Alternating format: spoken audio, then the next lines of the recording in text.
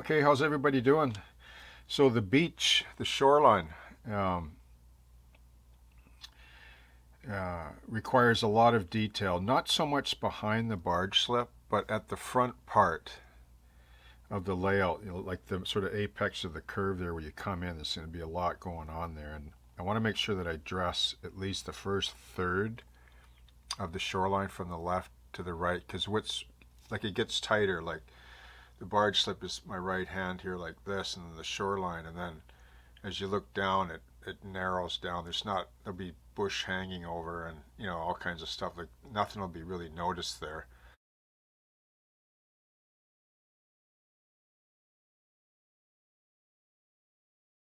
Unless you can see underneath the pier or the approach. But I want to model at least the first third with a lot of this kind of what I would call gack, but it's all shoreline stumpage and trees that are snagged out and dead and weathered.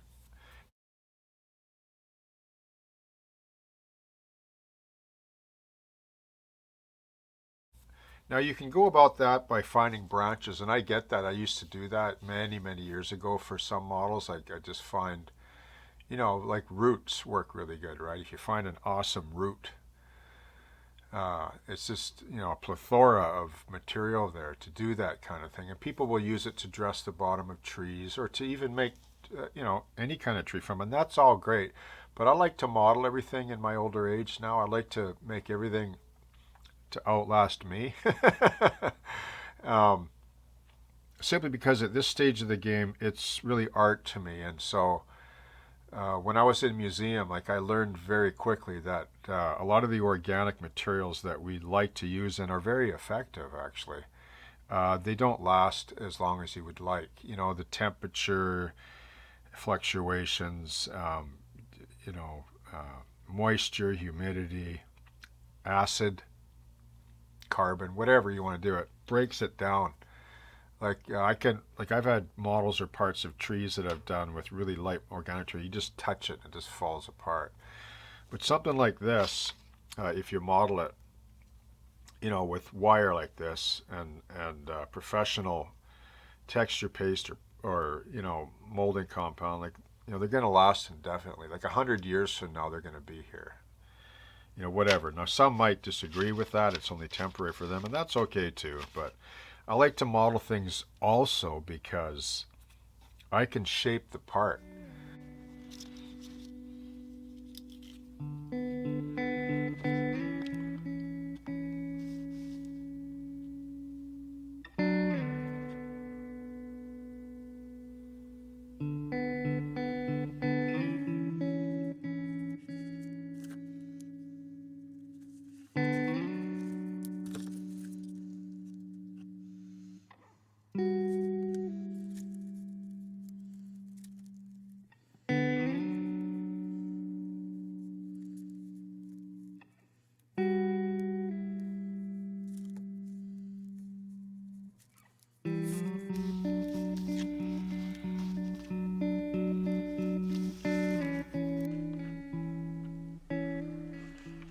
Like when I have a vision, like I did a bunch of sketches from some photos I had of the shoreline there, and I just wanted to sketch up some of the snags and the debris along the shoreline as a type of guided inspiration. So now I can make these parts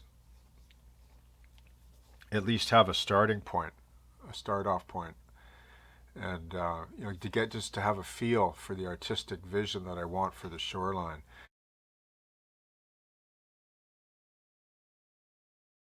And like there's this sort of upper pylons, that are cabled off and with sort of, I don't even know what's growing under the bottom there, but the water's down here, and it's just sitting there like almost right near the edge of the shore.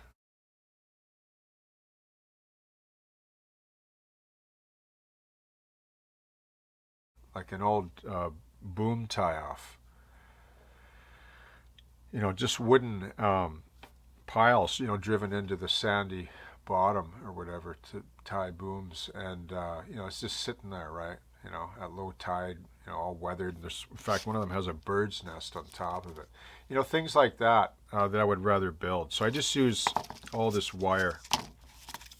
Get as much wire as you can from the craft store, from the florist department, you know, Michael's, whatever the one is in your area. And, you know, like there's 20 gauge, 18 gauge, 22, 24, 26, 28, like the jeweler's wire for beadwork, you know. It's just nice to have it all on hand so you can create, you know, some of the different diameters of limbs. And then when you plaster them or, you know, put sawdust on them or matte medium or Mod Podge or whatever you use, you can create some of that diversified look in your branch work that's very effective in painting, and it really works well. And then furthermore, just in closing, you can also, like if you're laying a dead tree down, right? Or you can tweak the branch, you can move it, like, oh, you know, maybe I want them sweeping forward, you know, just to help enhance the composition in the scene that you're looking for. Because that's what you want to do in a diorama, right? Like you want to have, like if a tree's laying on the shore and going into the water, let's say, or if it's suspended above the water a bit like that, you want to bend it up, you know, put a bird on the end, you know, whatever, right? Like you can use it to angle, you can stage them easier. And, you know, like, look at this. See, I can bend that, you know, and like sometimes just one bend, like you have a limb like that laying, one simple bend will change the scene. You know what I mean? So when you build up wire armatures, even for your debris along the riverbank, which I sorely need right now, treat them as models.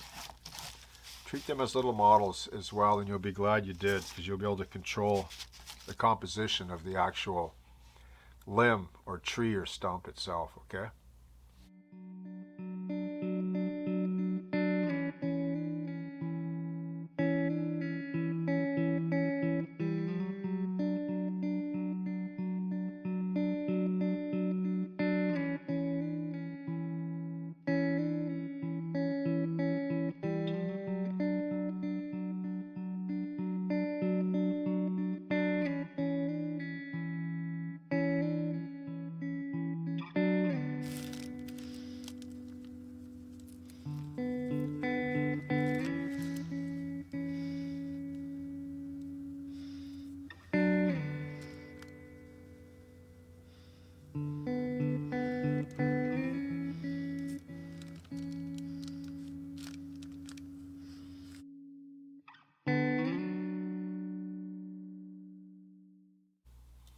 Okay, so I built this little snag last night in the same way that I'm building this here snag as well.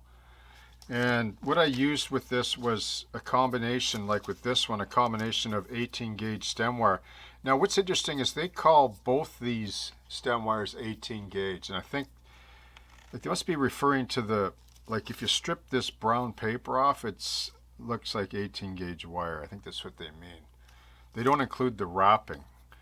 You know, they both have a wrapping. This one has a kind of a thread on it, which is really nice. It just grips the wire nice, takes paint and other mediums really well. And so does this. This is thicker, and you can cut it off. Like you can carve off this paper, like just put a slice in it, right? And then just remove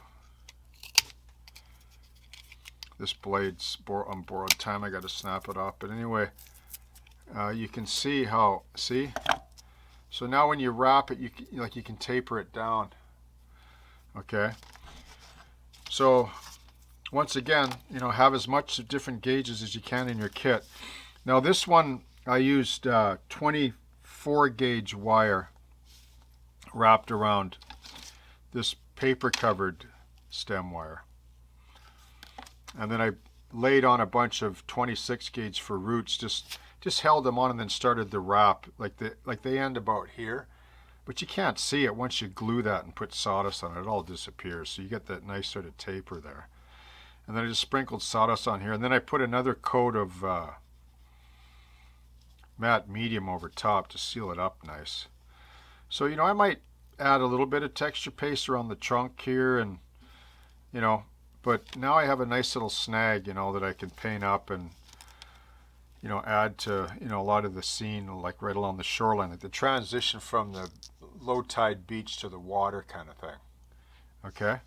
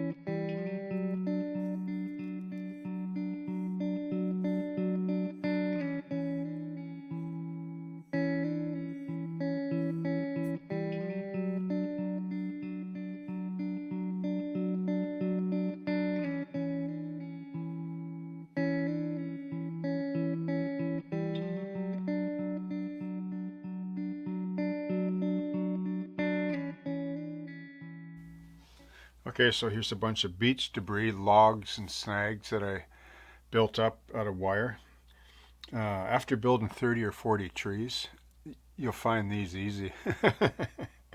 But they're a lot of fun. Actually, these were in some ways fun because they didn't take as much work. And you can kind of just be as creative as you want. Like these are done on just this part here looks like that's just part of the paper wrap stem. Like I didn't even color that, and it looks, like wood, just with the matte medium painted over it. So they're a nice hard model, and they're flexible, right? Like let's just say and they're heavy. Like these are heavy limbs. They probably weigh, like this one is huge. It would weigh probably 3, 4, 500 pounds. Like who knows, right? Maybe more, depending on if it's waterlogged or not. But the nice thing is if you lay it on the beach or whatever, up onto the shore, like you can bend it, right? See, because it's wire. See, and you can make it fit the terrain a bit better, or vice versa. It's kind of cool that way, isn't it? And all these little limbs, you can angle them and stuff. Once again, like you're building little models that you can shape and compose in the scene with greater flexibility. So I built a bunch here. Got this sort of whatever. This might have been just a alder or something that was washed, during the high river. Like they get washed away from the bank and get hung up Fraser River somewhere further up north, and eventually makes its way down to the ocean if it's lucky. Here's a nice little stump. Yeah, that'll look kind of cool too. All the fun stuff, right? And I'll just have fun painting these by hand as well. Just base them out with some really thin. Could probably go thinner than this because I like some of that brown to show through. That's just the sawdust after it's had a coat of matte medium on it. In some cases you wouldn't even need to paint this, probably, if you just stuck it back in the bush somewhere amongst some other debris and grass and so on.